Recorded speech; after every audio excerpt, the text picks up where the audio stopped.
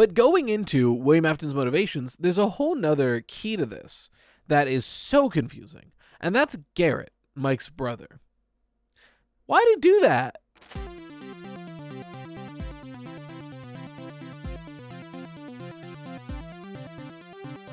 Ladies, gentlemen, and those with the good sense to do away with the whole notion, I welcome you to the premier audio medium for all your Fazbear entertainment needs.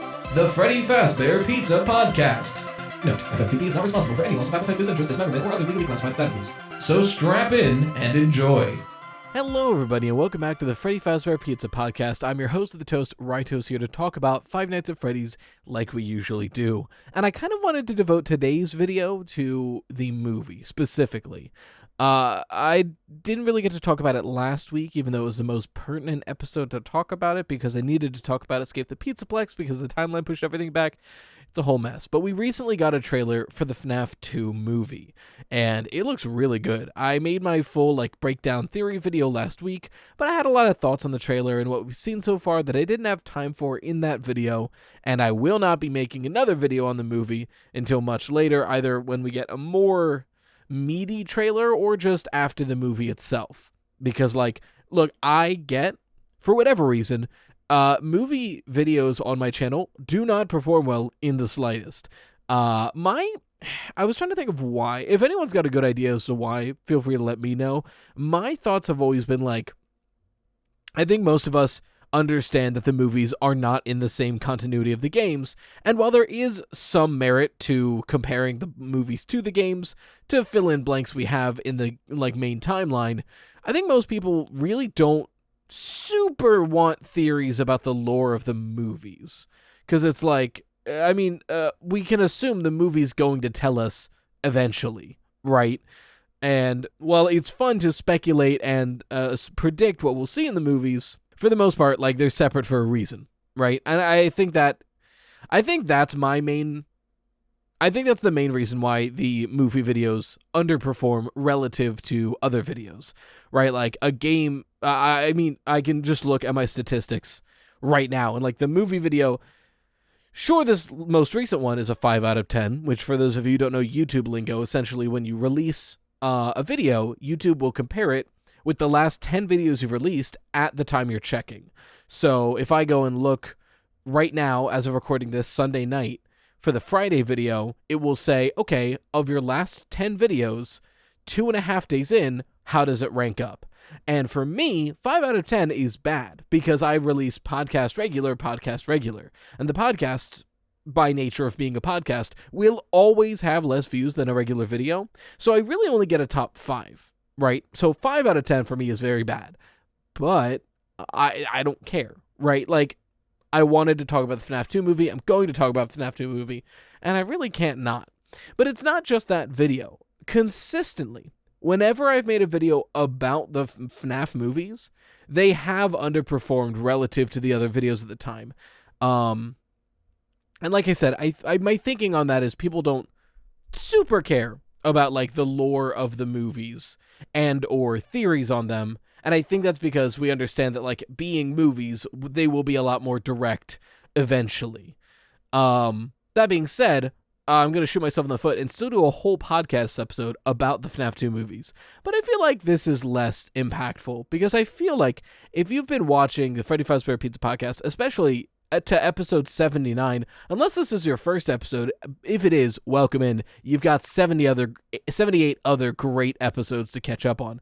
Regardless, I have a feeling you just like Five Nights at Freddy's a lot, and or you like how I present things. So regardless, I feel like doing a FNAF movie podcast episode, not the worst thing for the podcast. It'll be fine. Speaking of podcasts, though, next week, so yesterday the compilation came out, next week on the third channel, Mark's Etc. podcast coming back.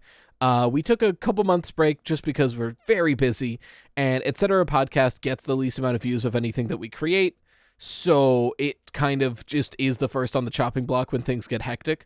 And luckily, we're catching up in a way where I can feasibly do that now, especially since Amanda has been helping edit the base edits for the second channel and like for the second channel scripted videos and for the podcasts and stuff like that. So some of it's off my plate because I'm still the primary editor for all 3 channels. And I don't see that changing anytime soon.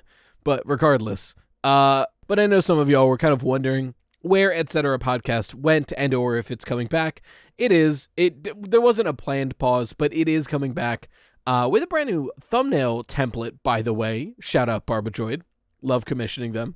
And hopefully, if I get my shit together, another thing is going to be releasing bi-weekly on the 3rd channel. I don't want to tease too much of it. I've talked about it on stream once or twice in passing. But now that we have more episodes recorded and I've actually been able to edit some of them, soon, bi-weekly on the 3rd channel, there might be a new series that involves not just me, but a few people. But I'm not going to fully announce it until like it actually comes out. But I'm really excited for it. It's something I've always wanted to do, and it's about something I'm incredibly passionate about with people I like creating stuff with. So it's a huge passion project. It can get 5 views a video. I don't care. I'm still going to do it. So expect that on the 3rd channel, probably on Thursdays. Not super sure yet, but yeah. Trying to flesh out the content because I feel like the main channel has its content. You know, it has podcast, video, and short if I can get there. Second channel has its content now where it's 2 gameplays, a scripted, and 3 shorts. Second channel is outputting the most. And then the 3rd channel, for the past couple months, only has gotten podcast, audiobook. But I'm trying to spruce things up a bit and make it so there's not only weekly videos, but every other week, 2 videos a week. Because I think that's feasible for me. At least until, look, when Rye Toast becomes a company and I've got like 3 or 4 editors, then I'm going to be spamming your subscription box. But until then, when I'm recording the majority of this stuff myself, this is how it goes. All this to say, FNAF 2 movie, right? So I have a page in front of me to plan out what I wanted to talk about, and I was like, what have we seen so far? Well, back during FNAF week, we got the creature shop behind the scenes shot. Fuck that. We're talking about the trailer. It's top of mind. It just came out. It's packed. It is loaded with stuff to talk about. We're going to talk about the trailer. So I think one of the things that I did get some pushback on in the comments of my theory video, and again, if you haven't watched it, it came out last week, go and watch it because I'm going to be referring to it a lot. But also, you can also stay because watch time retention is important. And the longer you watch, the more mid-roll ads you're going to see. And that makes me money, which is really cool. But the narrator of the trailer is something I got a little pushback for, where in the background of the trailer you hear something along the lines of like, count with me now, everyone. 5, 4, 3, 2, 1, showtime. And then like that's kind of the framing for the trailer. I said that sounds a lot like William, but specifically in a live and maybe younger William Afton. And I think it's set in stone that it is William, but I did get some fair pushback on that where it's not confirmed to be William, and he does sound different than he did in the first movie, so that could just be like a carny at FazFest, which is super likely, to be fair. Like that, I could see that if it is a carny, I could see that being when the toys are released onto the FazFest, right? Is someone like, count with me, everyone, we have a special surprise for you, and Showtime is releasing the toys to the public. I could totally see that. But to me, it sounds way too much like Matthew Lillard to ignore. So I do really think that's a flashback of Matthew Lillard or of William Afton. Specifically, I am still really glued to the idea that we're getting a missing child incident flashback here. And that's mainly because we have things that have changed since the first movie. Where in the first movie, it made sense that we really didn't learn a lot about William Afton because we were still meeting him, and the only point of contact we had to him specifically was either Abby's ghost friends or Vanessa. And Abby's ghost friends didn't realize he killed them until the end of the movie when Abby like draws the thing on the picture, and Vanessa was working for him until the very end of the movie. So we didn't have a lot of time with people who didn't like William who knew about him. But the second movie changes all of that. Gone to fix my friends, which is the note that Abby leaves before running off to the pizzeria, implies that she's still talking to the missing child incident kids. And now that they know William Afton is the guy who killed them, I assume that means they got their memories back to some extent. So obviously, they have the first-hand encounter of the missing child incident, so they can relay the things that happened to them and give possibly Abby the flashback of the missing child incident, showing her William bringing them to the private party room and doing a showtime only to kill them, right? I will say, it makes me think it was all at once. But in the intro of the first movie, he is picking them off one by one. So, I can take it or leave it. It also, to be fair, it is also giving Oswald's being lured by the yellow rabbit. The idea where he, like, does the come here hand gesture and then leads him to the back room, and then there's all the bodies. I could totally see if the missing child incident happened all in one day, which the games imply otherwise, but if it happened all in one day, then I could totally see that it's William luring one kid to a back room, kills him, puts him on one of the chairs, right, that you see in Into the Pit, and then gets the other kid, brings them into a room with the lights off, and Showtime is turning the lights on, and when they're shocked, he goes in for the kill. And he does this until he gets all 5 of them. I think that's super possible. The only issue with that is it doesn't do the spring lock theory that I have for this vengeful spirit, but the vengeful spirit we don't know too much about yet. He does, like, the Golden Freddy spirit does seem like a sort of ringleader for the missing child incident kids, even in the movie, because, like, the Golden Freddy spirit is always kind of the ringleader, at least when we get characterizations of the animatronics, where in the Silver Eyes, it's Michael, the Golden Freddy spirit, is 100% the ringleader, and is able to, like, stop the others and pull them away. In the movie, seems like the ringleader because he's the one negotiating with Mike and also the one bringing Abby to the restaurant, which it is interesting. I think it's really interesting that even though he seems like the ringleader, in the movie, he brings Abby to the restaurant, but he's never seen outside of that after that, except for William dying in a back room and the vengeful spirit looking on angrily or, like, unsatisfied but happy that it's happening. You know, that look of, like, contentedness, contentedness,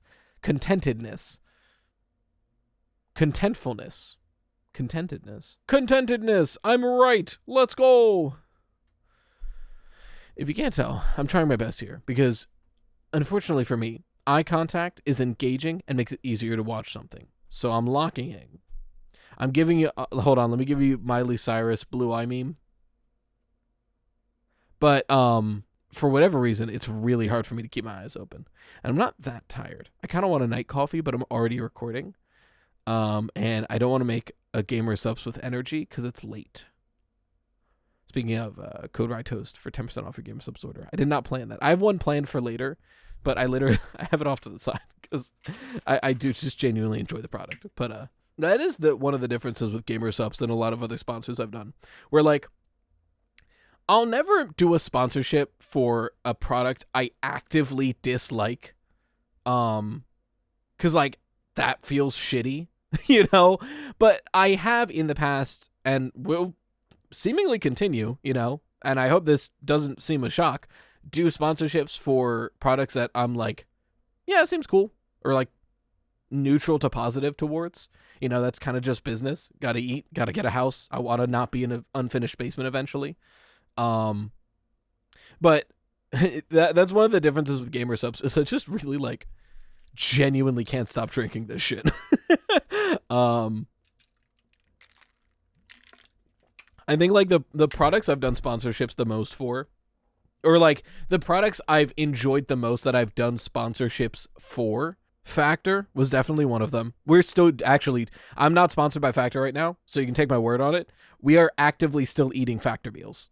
Like, we got the one box for the sponsorship and we ate that and we were like, it's kind of good. We just kept getting it. And it's been, I'll tell you what, we're parents, right? We don't have a lot of time to make our own dinners. So being able to just heat something up while we're feeding the kids, such a game changer. Genuinely, Fume, I actually just did a sponsor with them again. And the reason I was down to do that is I really like this thing. It's such a good fidget. Like, I've never vaped or smoked, and I don't think it's like, and they even tell me in the because I got comments where it was like, oh, it's a vape, it's not a vape, right? Again, not actively sponsored by them. I just did a sponsor on Friday. That's a different thing. I'm not contractually obligated to lick their ass just because I did a sponsor for them.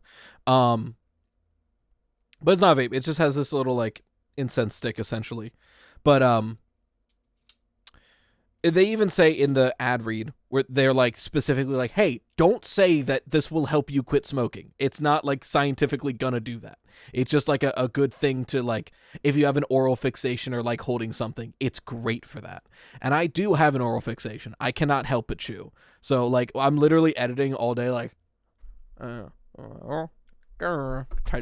Like, I can't help it. So like this thing and Gamer Subs and Factor are like the three things that I'm like, fuck, these are really good.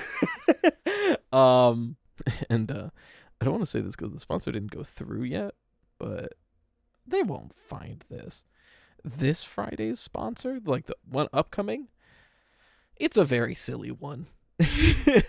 don't like, you can check it out if you want to. It's an app, I'll say that, but it's like, I got the spot. My ad agent, she was like, do you want to do this sponsor? And I saw it. I went, I mean, sure, it's not harmful. It's a little silly, but it's not harmful, right? Like, that's my bar. I don't want to do a sponsor for anything that's like either harmful or like gambling or NFTs or AI or any shit like that. Or so if it's just like a neutral thing, then I'm like, it's a little silly, but I need to eat, you know? I got so off topic. I'm ADHD brain. Right, because my eyes can't stay open. That's why I got to Gamer Subs. And then I talked about sponsorships for like 3 minutes. Oops, sorry. FNAF 2 movie. Other things that are different, that are going to be different about the like relationships and information with the second movie.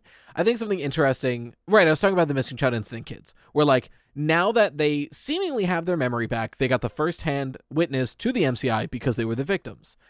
I'm really interested to see what they're going to tell Abby. Because the idea of, she left that note, gone to fix my friends. Since they have their memories back, if she's still in contact with them, they can tell her a lot about the missing child incident and possibly why William did it. And something that hasn't really been brought up, and I didn't bring it up, that I think is super interesting. If Abby believes that it is safe to go visit them, even though the last time she went there, they tried to put her into a springlock suit and kill her.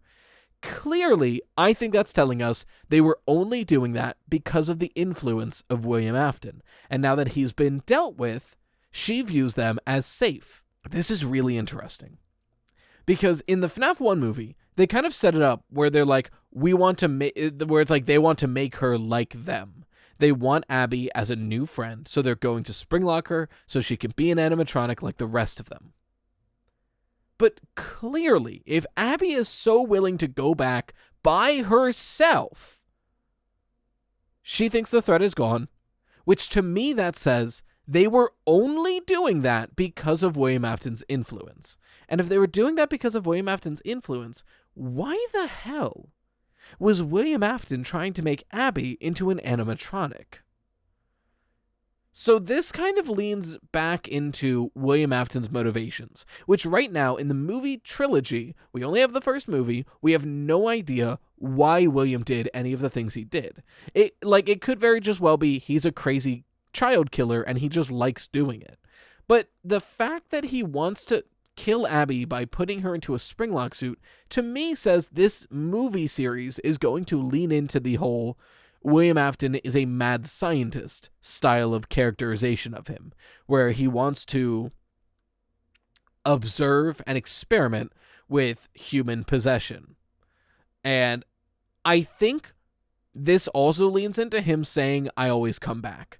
the idea that this is like the second time we've seen him, and the first time we know of that he's died. So him to say, I always come back, is weird, to say the least. But if he has been studying immortality and the effects of like dying inside of an animatronic and possessing it, that kind of lines up then. And it explains why he would say, I always come back. Because in his mind, if all of this was to study immortality, and he's got a hunch that being spring-locked into a suit allows you to possess that suit, but he isn't sure and he wants to test it on Abby, but then that doesn't happen, so and he gets spring-locked, so it's now or never, right? Like, he's got to do it now or never. It would make sense if one of his hypotheses is this will grant him immortal life, giving a foreboding message right before he dies, right? Like, that does line up. And thinking more about William as a mad scientist leads me to the Freddy Faz chair. I always mix up that meme. But the thing that the FNAF 1 night guard and Michael are both strapped into, that has the Freddy Fazbear mask with the like razor saws behind it getting pushed closer and closer to their face. And like, if William is a mad scientist, that's a very specific way to kill someone. To have an animatronic who, by all accounts, should have already killed someone, knock somebody out, and then place them in that chair to kill them. That's very specific, and something that's only reserved for these night guards, right? The people who break in are just killed. The animatronics of their own, seemingly of their own volition, just kill the breaking and entering people. But the night guard and Michael Afton are knocked out. Well, Michael goes to bed, but and are brought unconscious to the Freddy Faz chair, and attempted to be killed with that method, which is really interesting to me. It's like, if William Afton is the one commanding the animatronics to do these things, why? What is William Afton trying to accomplish without an accomplice?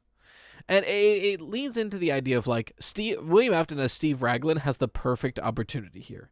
He is a job coach, which, while many normal and well-to-do people need help from job coaches time to time, people down on their luck and desperate also go to those kinds of job coaches.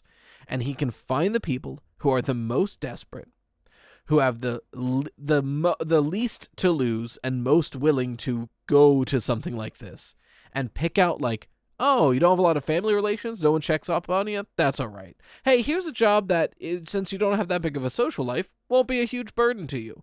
Night shift. And he can pick out the perfect victims who won't get checked up on, especially since his daughter is a police officer whose rounds include that building, so no one will be checking up on this.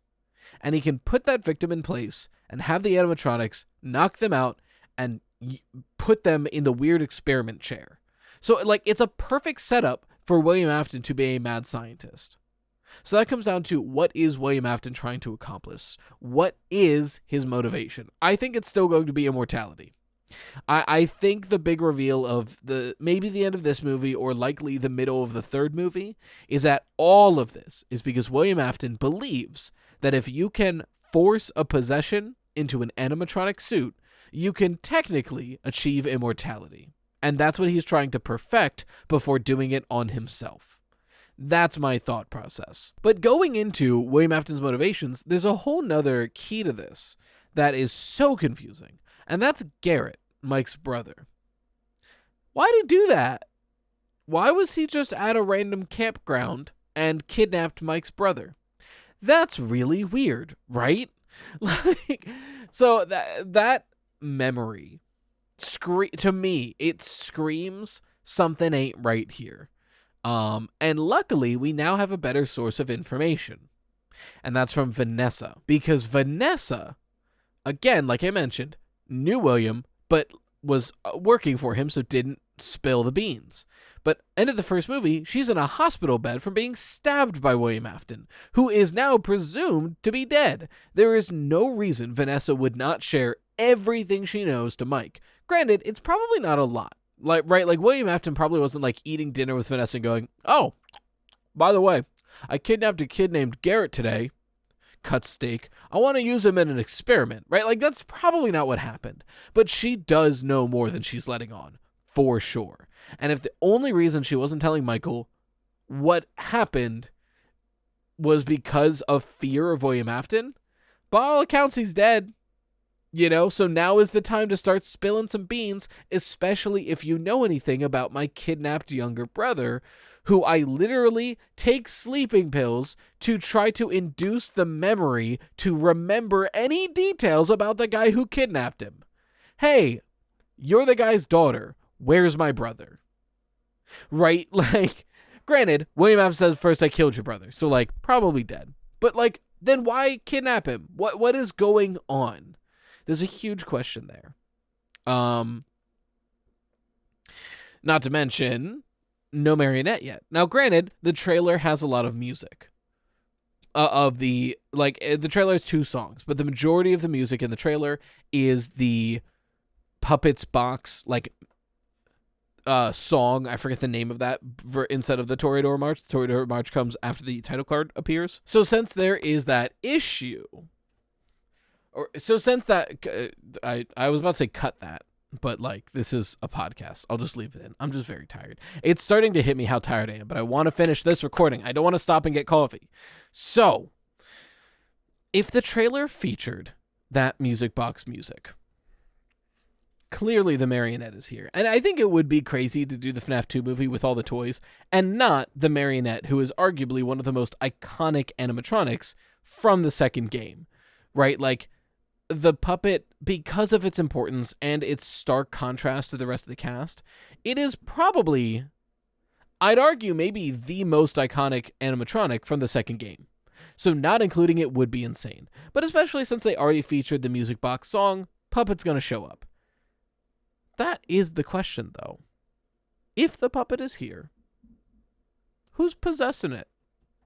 Because in the games, we're 99% sure it's Charlie, daughter of Henry, co-founder of Fazbear Entertainment, right? And I believe in the FNAF 1 movie, we get the picture of William Afton, and his arm is around somebody in a Fredbear suit, right? Like, surely we get a picture. Or am I mistaking this? Do we only get the picture of... Oh, we don't. We only get the picture of William Afton in the Spring Bonnie suit. Interesting. Because if Henry's not in this canon, who's possessing the marionette? And is it Garrett? Which I think is a very, very possible answer there. I will say there is a rumor that Henry is in the second movie. Because there is a rumor that Henry was casted by none other than a Skeet Ulrich. I might be saying that wrong, but otherwise known as the actor who played Billy in Scream. Now, for those of you who don't know, in Scream, spoilers, the movie's very old at this point, go watch it, but Ghostface, the main killer, is actually 2 people, and that's how they pull off a lot of the mystery throughout that movie. It's Billy and Stu. Stu is played by Matthew Lillard. So if this rumor is correct, the other killer of Scream, the partner to Stu, just got casted as Henry to Matthew Lillard's William. That's insane if true. But again, it's a rumor. It's on the FNAF movie wiki, but when you click the source, it takes you to a Reddit post. And when you click the Reddit post source, it brings you to a tweet. So, and it's not from an official source. Not saying it's wrong, but I don't see a lot of solid evidence for it, so I don't want to say it's true until we get official wording, That being said, I hope it's true because that's really cool. But if Henry's in there, okay, Charlie's existing, Charlie's probably the puppet, that all solves that. If Henry's not here, Garrett being the puppet probably does make the most sense. But then, if that's true, are we not saving Garrett anymore? Or rather, are we not, I can't remember. I'd have to rewatch the movie. I can't remember if Mike was trying to find the guy who kidnapped Garrett to save Garrett or just to get revenge. Like if he accepted that Garrett's probably dead or if he thought there's a chance Garrett might be alive. Because that'll change Mike's reaction to the puppet if Garrett possessed the puppet.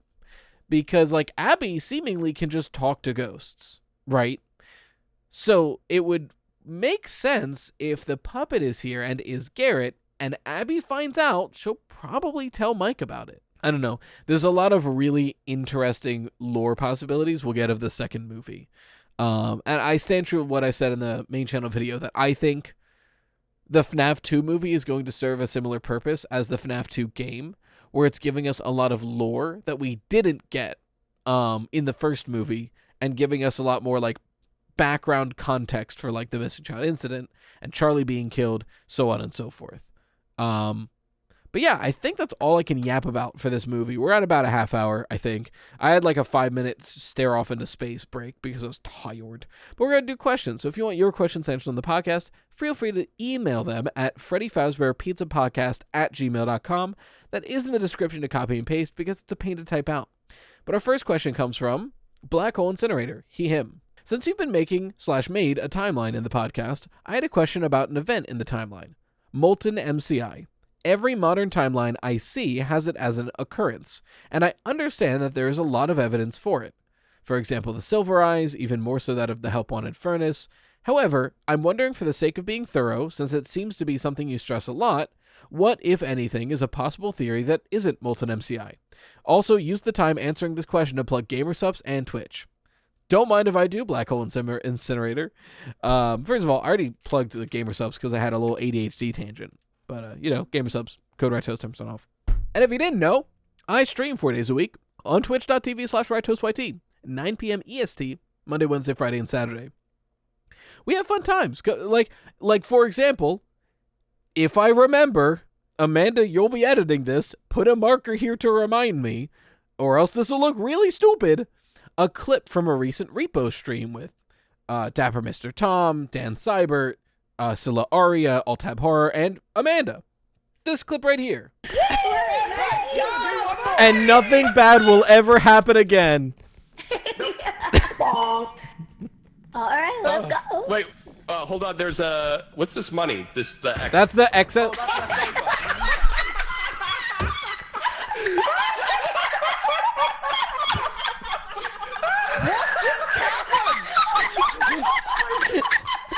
Jesus fucking Christ.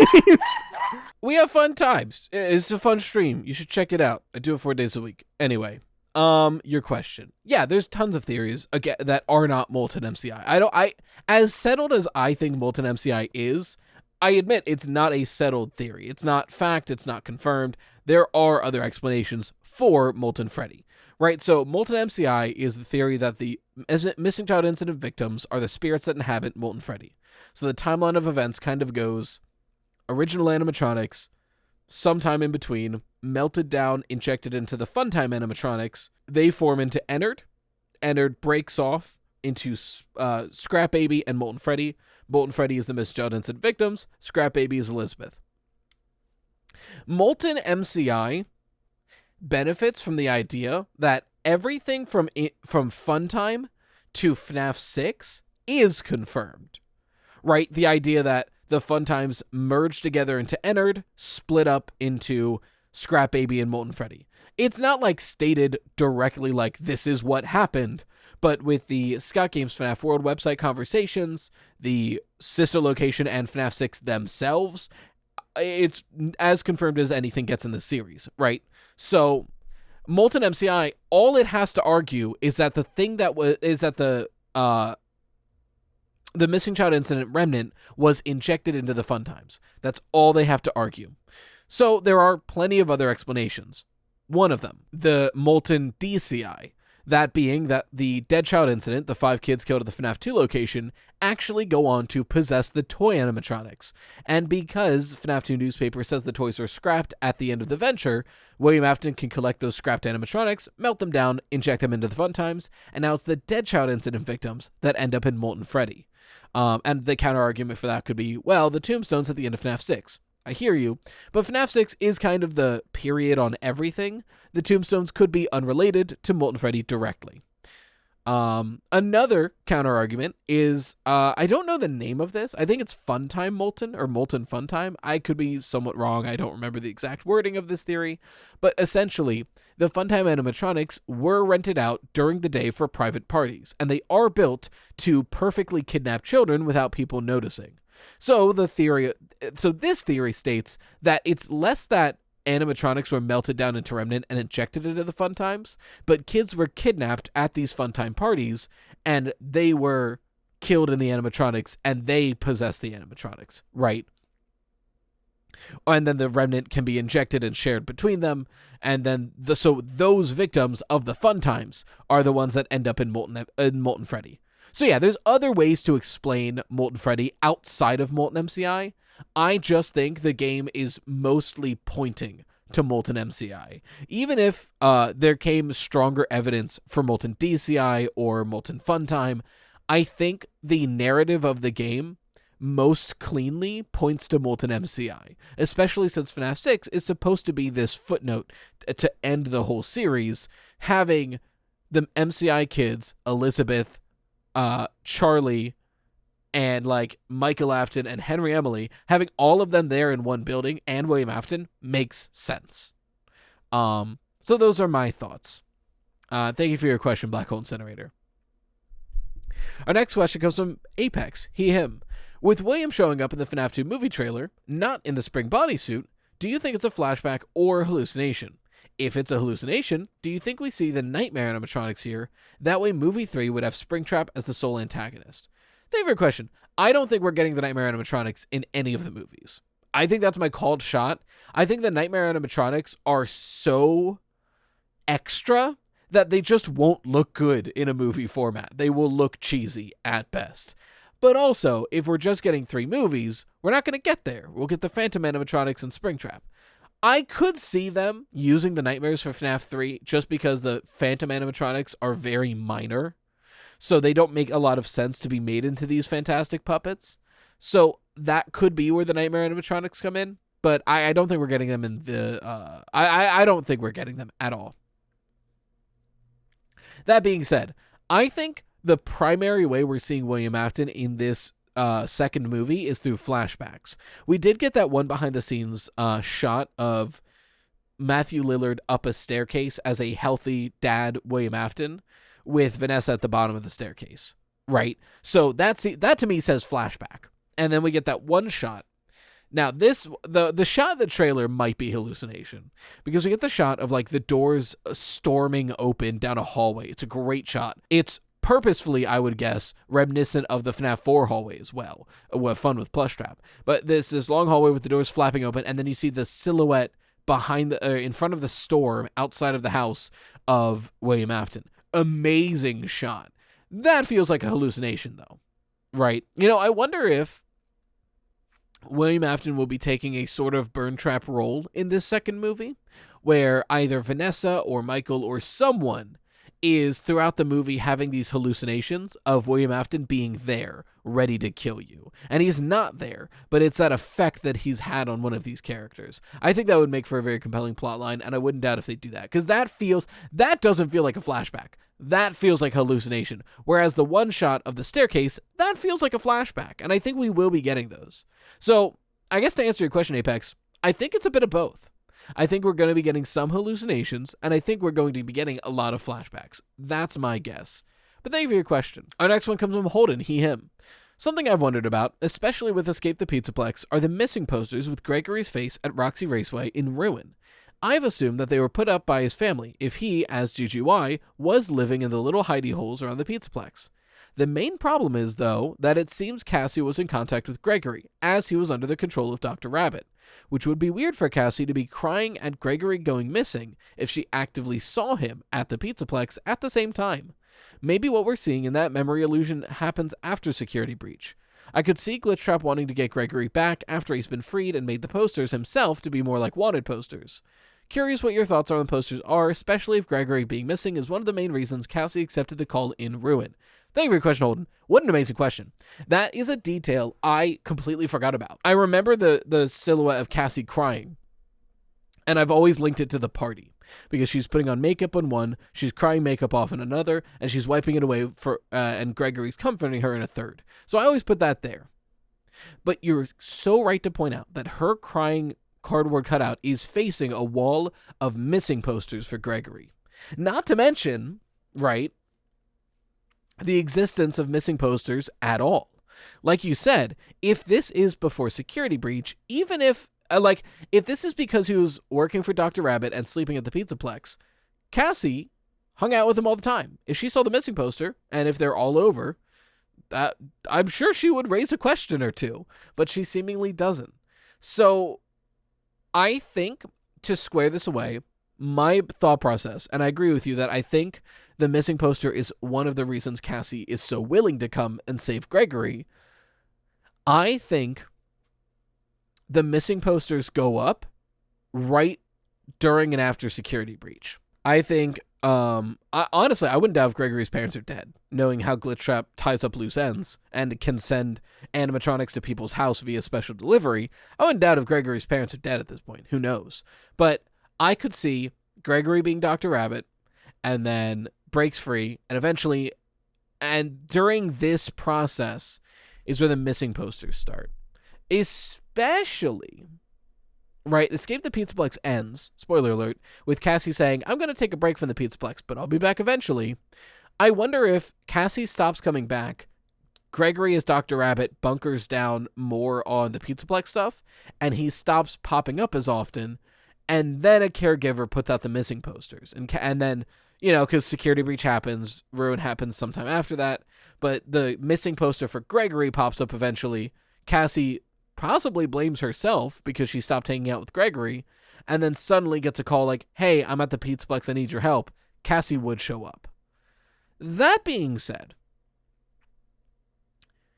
I don't know if the missing poster is the main reason Cassie goes to the Pizzaplex, and that's only because of the way Cassie is written in Ruin. She doesn't seem too panicked at the beginning. If she came because of Gregory missing posters, actually I think that's directly conflicting, because I think she goes to the Pizzaplex and is like calm and is like, oh man, it's trashed in here. Gregory, where are you? Aren't I supposed to meet you here or something like that? Right? So I don't know. I feel like the missing posters don't super work with the tone Cassie has at the beginning of Ruin, but it is a possibility for sure. No, you've raised a great point. When those missing posters happen is huge. If they happen is important. If they only exist in the AR world, there's a chance that they never happened. So we would have to look into that, because unfortunately, every modern FNAF game, and every FNAF game before it at this point, but mostly I'm talking about the modern FNAF games, have some kind of AR or VR element, so we can never fully trust what we're seeing in game, which is annoying. But thank you for your question, Holden. And our last question comes from Archie, they, them. This might have a really obvious answer, but I think it deserves a second look. So, why does Glamrock Freddy have an empty, secret compartment large enough to store a child? To hand out gifts or whatever, sure, but who thought this is a good design choice? It sounds terrifying and actually is in Ruin. What do you think is the canon justification of this, and do you think it's common knowledge? Cassie doesn't seem surprised in it by it in Escape the Pizzaplex, but she's familiar with Gregory's nonsense at that point anyway. Thank you for your question. I wouldn't say it's an obvious. I wouldn't say it has an obvious answer. The Pizzaplex approved reason for Glamrock Freddy's chest cavity is to store cake and presents. You already said that. You mentioned that. The approved reason is I can store gifts and cake in my chest cavity and surprise people with it. It is noteworthy, though, that seemingly Freddy is the only one with this chest cavity.